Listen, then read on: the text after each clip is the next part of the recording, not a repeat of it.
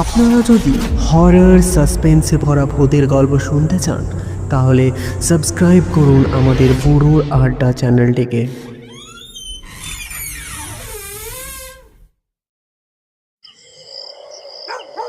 স্থানীয় এক ভ্যান চালক, নাম রতন, আমাকে বলেছিল, দাদাবাবু আপনার একটা কথা বলুন, যা করেন করেন কিন্তু অমাবস্যার রাতে ওই বড় শিমুল গাছতলার ক্যালভার্টটা দিয়ে একা কিন্তু ফিরবেন না। আমি যথারীতি কথাটা শোনার সঙ্গে সঙ্গে হেসে উড়িয়ে দিলাম আর জিজ্ঞাসা করলাম, কেন রে, ভূত থাকে নাকি ওখানে? রতন কথার উত্তরে ভয়ে ভয়ে বলল, ভূত কিনা জানি না বাবু, তবে গত মাসে করিম চাচা ওই পথ দিয়ে ফিরছিল, হঠাৎ দেখে কালভার্টের ওপরে সাদা কাপড়ে পরা একটা লোক বসে আছে। করিম চাচা বিড়ি ধরানোর আগুন চাইতে গিয়েছিল, লোকটা যখন ঘুরলো, ওরে বাপ রে! রতন ঢোক গিলে বলল, লোকটার মুখ মানুষের মতো হলেও তার পা দুটো একদম উল্টো দিকে ঘোরানো। করিম চাচা সেই যা জ্বরে পড়ল, আর বেঁচে ফিরল না। আমি শহরের ছেলে, এইসব গাঁজাখুরি গল্প বিশ্বাস করি না, কিন্তু কে জানতো এই অবিশ্বাসী আমাকে মৃত্যুর দুয়ারে নিয়ে যাবে। আমি যে গেস্ট হাউসে ছিলাম সেখান থেকে বাজার বেশ খানিকটা দূরে। আমার রোজ বিকেলে পায়ে হেঁটে বাজারে যাওয়ার অভ্যাস হয়ে গেল। গ্রামের হাট, টাটকা সবজি আর মানুষের সরলতা সব মিলিয়ে বেশ লাগতো। হাটের এক কোণিয়ে একটা পুরনো বটগাছের নিচে রোজ এক বৃদ্ধাকে বসতে দেখতাম। নাম তার হরিপদ, বয়স 70-এর কোঠায়, চামড়া কুঁচকে গেছে, চোখে মোটা চশমা। তিনি নিজের বাগানের শাক, কিছু বুনো ফল এবং মাটির পুতুল বিক্রি করতেন। তার দোকানের সামনে ভিড় হতো না বললেই চলে। একদিন কৌতূহলবশত আমি তার কাছে গিয়েছিলাম। দাদু, এই মাটির পুতুলগুলোর দাম কত? বৃদ্ধা মুখ তুলে তাকালেন, কি মায়াবী দুটো চোখ। ফোকলা ধাতে হেসে বললেন, নিয়ে যাও বাবা, তোমার যা খুশি তাই দাও।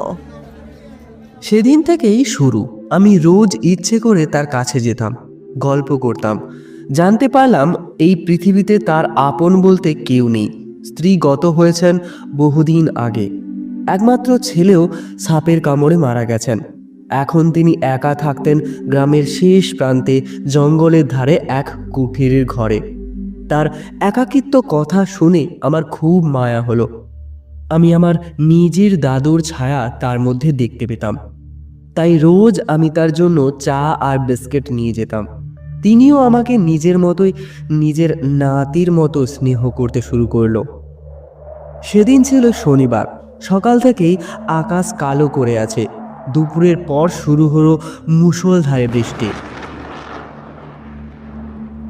সন্ধ্যার দিকে বৃষ্টি একটু কমলেও লোডশেডিংয়ে পুরো গ্রাম অন্ধকারে ডুবেছিল। আমি টর্চ নিয়ে বাজারের দিকে গেলাম। গিয়ে দেখি হাট প্রায় ফাঁকা, সবাই দোকান গুটিয়ে পালিয়েছে। হরিপদ মানে দাদু জায়গায় গিয়ে দেখলাম তিনি শীতে ঠকঠক করে কাঁপছেন। তার ঝুড়িতে এখনো অনেক সবজি পড়ে আছে। আমি কাছে গিয়ে বললাম, দাদু, এত রাতে এই দুর্যোগে বসে আছেন, বাড়ি যাবেন না? তিনি যথারীতি করুণ চোখে আমার দিকে তাকালেন। জ্বরে তার গা পুড়ে যাচ্ছে। বললেন, আর বলিস না, শরীরটা বড্ড খারাপ লাগছে রে, পায়ে জোর পাচ্ছি না যে হেঁটে যাব। আমার ভেতরটা দুমড়ে গেল কথাটা শুনে। একজন অসুস্থ বৃদ্ধকে এই অবস্থায় ফেলে যে কি করে যাই। আমি বললাম, চলুন, আমি আপনাকে আজকে বাড়ি পৌঁছে দিচ্ছি, আপনার ঝুড়িটা আমাকেই দিন। তিনি প্রথমে আপত্তি করলেন। না না বাবা, আমার বাড়ি অনেক দূরে, ওই বাঁশ বাগান পেরিয়ে জঙ্গলের ভেতরে, তোমার ফিরতে কষ্ট হবে। যেতে হবে না, আমি চলে যেতে পারবো। আমি শুনলাম না কোনো কথাই, জোর করে তাকে তুলে ধরলাম। এক হাতে টর্চ, অন্য হাতে তার ঝুড়ি, আর কাঁধে তার ভারী শরীরটা নিয়ে হাঁটতে শুরু করলাম। গ্রামের আলো পেরিয়ে যখন মেঠো পথে নামলাম তখন চারপাশ ঘুটঘুটে অন্ধকার, শুধু ঝিঁঝি পোকার ডাক আর বৃষ্টির টিপ টিপ শব্দ। হরিদাদুর বাড়ি যাওয়ার রাস্তাটা বিশেষ অদ্ভুত। দুপাশে ঘনা জঙ্গল, মাঝে সরু এক ফালি পথ। যত এগোচ্ছি ততই যেন ঠান্ডা বাড়ছে, আর একটা অদ্ভুত পচা গন্ধ নাকে আসছে, যেন কোনো মরা জীবজন্তুর গন্ধ। হাঁটতে হাঁটতে খেয়াল করলাম দাদুর শরীরটা ক্রমশ ভারী হচ্ছে। প্রথমে মনে হচ্ছিল একজন শীর্ণকায় মানুষকে ধরে আছি, কিন্তু এখন মনে হচ্ছে যেন পাথরের মতো ভারী কিছু কাঁধে চাপানো। আমি হাঁপাতে হাঁপাতে বললাম, দাদু, আর আর কত দূর? দাদু যথারীতি নিচু গলায় বললেন, এই তো এসে গেছি, আর একটুখানি, এই তো সামনে রে। তার গলার স্বরটা কেমন যেন অন্যরকম শোনালো। সেই মায়া ভরা দরজ গলাটা নেই, বরং কেমন যেন যান্ত্রিক। ক্ষণে ক্ষণে আমি ভাবলাম হয়তো জ্বরে ক্লান্ত হয়ে পড়েছে, যার জন্য কথার আওয়াজ এমনই শোনাচ্ছে। অবশেষে অনেকক্ষণ হাঁটার পর আমরা একটা ভাঙা বাড়ির সামনে দাঁড়ালাম। বাড়ি টিনের চাল মূর্ছে ধরেছে, দেওয়ালে শ্যাওলা ঢাকা, চারপাশ বড় বড় আগাছা। মনে হয় এখানে গত 10 বছরে কোনো মানুষের পা রাখেনি।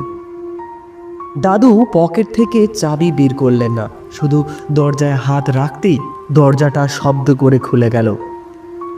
এসো বাবু, ভেতরে এসো। ঘরের ভেতরটা অদ্ভুত, কোনো আসবাবপত্র নেই, শুধু এক কোণে একটা হ্যারিকেন টিমটিম করে জ্বলছে। কিন্তু হ্যারিকেনটা জ্বালালো কে? দাদু তো এতক্ষণ আমার সঙ্গেই ছিলেন। কথাটা ভাবার সাথে সাথে আমার বুকের ভেতরটা একটা ধক করে উঠল। দাদু আমাকে একটা মাদুরে বসতে দিলেন আর বললেন, এইখানে বসো, আমি তোমার জন্য একটু ছোলা গুড় নিয়ে আসি। তিনি ভেতরের ঘরে গেলেন। আমি টর্চের আলোটা এদিক ওদিক ফেরালাম। হঠাৎ আমার চোখে পড়ল মেঝের ধুলোর ওপর। আমরা যে বাইরে থেকে কাদা পায়ে হেঁটে এলাম, আমার জুতোর ছাপ স্পষ্ট, কিন্তু হরিপদ দাদুর কোনো পায়ের ছাপ নেই কেন? ভয়ে আমার গলা শুকিয়ে গেল। তখনই ভেতরের ঘর থেকে একটা শব্দ এলো, হাড় চেবানোর শব্দ, আর তার সাথে সাথে ফিসফিসানি। আজ অনেক দিন পর টাটকা মাংস পাওয়া যাবে। আমি যথারীতি চিৎকার করতে চাইলাম, কিন্তু গলা দিয়ে স্বর বের হলো না। ঠিক তখনই দাদু বেরিয়ে এলেন। তার হাতে কোনো জলের গ্লাস নেই, তার মুখে সে হাসিটা যেন পৈশাচিকের মতো লাগছে। হ্যারিকেনের আলোয় দেখলাম তার চোখ দুটো জ্বলছে লাল হয়ে, আর দাঁতগুলো স্পষ্ট আমার দিকে দেখাচ্ছে। কে হলো নাতি, ভয় পাচ্ছ নাকি?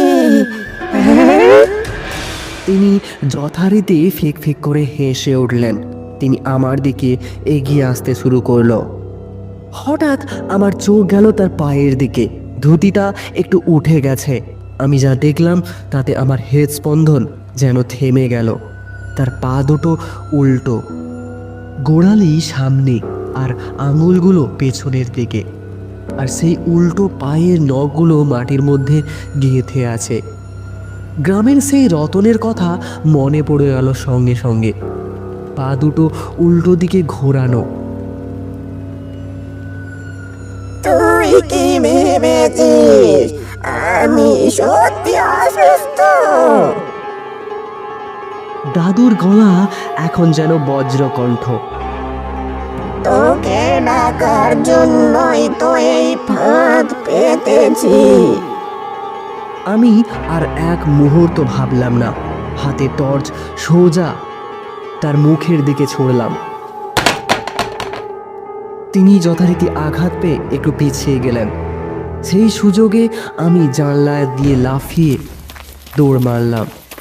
কাঁচ ভেঙে আমার হাত পা কেটে গেল, কিন্তু আমি থামলাম না। বাইরে তখন ঝড় শুরু হয়েছে। আমি অন্ধকারেই দৌড়চ্ছি। কাঁটা ঝোপে আমার জামা ছিঁড়ে গেল, সারা শরীর রক্তাক্ত হয়ে গেল, কিন্তু শুধু আমি দৌড়চ্ছি। পেছন থেকে ভেসে আসছিল সেই ভয়ঙ্কর অট্টহাসি আর ভারী পায়ের ধপধপ শব্দ। মনে হচ্ছিল উল্টো পায়ে কেউ আমায় স্মরণ করে আমার দিকে দৌড়ে আসছে, দ্রুত। পালাবি কোথায়? আমার জঙ্গল থেকে কেউ ফেরে না। আমি দৌড়তে দৌড়তে একবারও পেছনে তাকাইনি। মনে হচ্ছিল গাছগুলো যেন হাত বাড়িয়ে আমাকে ধরতে চাইছে। অবশেষে দূরে হাইওয়ের আলো দেখতে পেলাম। রাস্তায় উঠে আমি একটা লরির সামনে হাত নেড়ে জ্ঞান হারালাম। যখন জ্ঞান ফিরল, আমি হসপিটালের বেডে। আমার বন্ধু আর গ্রামের কিছু লোক আমাকে দেখতে এসেছিল। পুলিশ অফিসার আমাকে জিজ্ঞাসা করলেন, আপনাকে হাইওয়ে থেকে ওই লরিওয়ালায় নিয়ে এসছে এই হসপিটালে। কি হয়েছিল আপনার? আমি কাঁপতে কাঁপতে হরিপদ দাদুর কথা, সেই বাড়ি আর উল্টো পায়ের কথা বললাম। সব শুনে পুলিশ অফিসার আর গ্রামের লোকেরা একে অপর দিকে তাকালো। অফিসার গম্ভীর হয়ে বললেন, তুমি ভুলে গেছো, হরিপদর নামে এই বৃদ্ধ 3 মাস আগেই মারা গেছে। তার লাশ কেউ সৎকার করেনি বলে এই জঙ্গলের কুড়ে ঘরেই পচে গলে মরে গেছিল। আমি বিশ্বাস করতে পারছিলাম না। আমি বললাম, না না, আমি রোজ তার কাছে থেকে সবজি কিনেছি। কালো তো। আমার ব্যাগের দিকে তাকিয়ে চমকে উঠলাম। ব্যাগের পকেটে কাল হরিপদ দাদুর দেওয়া মাটির পুতুলটা এখনো রাখা রয়েছে। পুতুলটা বের করতেই সবাই যেন শিউরে উঠল। সাধারণ মাটির পুতুল নয়, পোড়া মাটির তৈরি একটি বীভৎস মূর্তি, যার পা দুটো উল্টো দিকে ঘোরানো। আজও আমি সেই পুতুলটা ফেলে দিতে পারিনি। ওটা আমার ড্রয়ারে বন্দি। কিন্তু অমাবস্যার রাতে মাঝে মাঝে আমিও শুনতে পাই আমার ঘরের বাইরে ভারী পায়ের শব্দ, আর মনে হয় কেউ যেন দরজার ওপাশ থেকে ফিস ফিস করে ডাকছে।